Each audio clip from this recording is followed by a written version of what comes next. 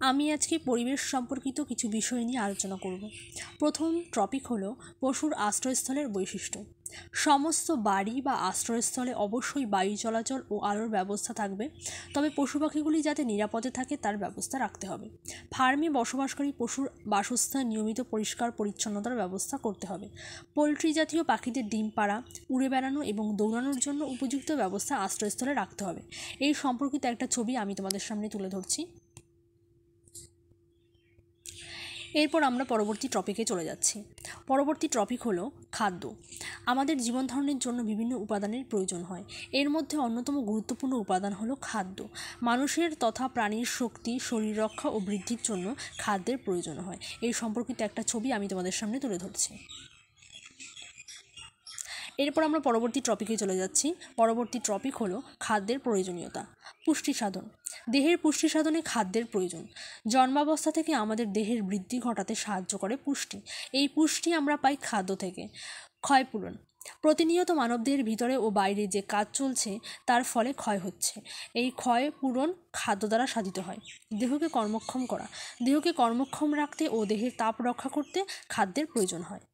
এর পরের টপিক হলো সুষম খাদ্য।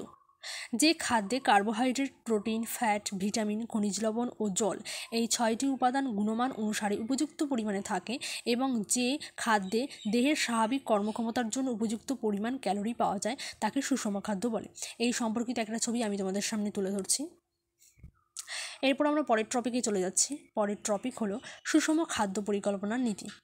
সুষম খাদ্য পরিকল্পনার নীতিগুলি হলো: 1. মৌল বিপাকের হার, 2. কাজের প্রকৃতি, 3. দৈহিক বৃদ্ধি, 4. শর্করার চাহিদা, 5. প্রোটিন চাহিদা, 6. স্নেহ পদার্থের চাহিদা, 7. পুষ্টির অনুপাত এবং 8. রান্না, পরিপাক ও বি শোষণ।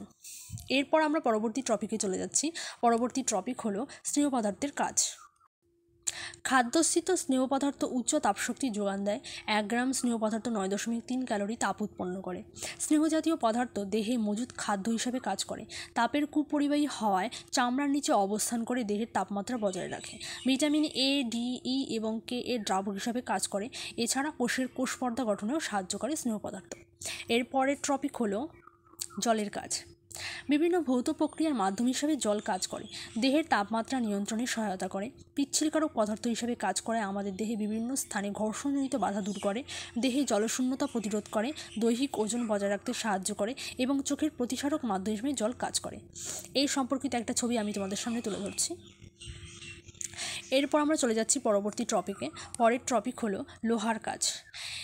হিমোগ্লোবিন সংশ্লেষণ, পেশিতে অক্সিজেন সরবরাহ এবং লোহিত কণিকার গঠন ও পুষ্টিতে অপরিহার্য পদার্থ হলো লোহা।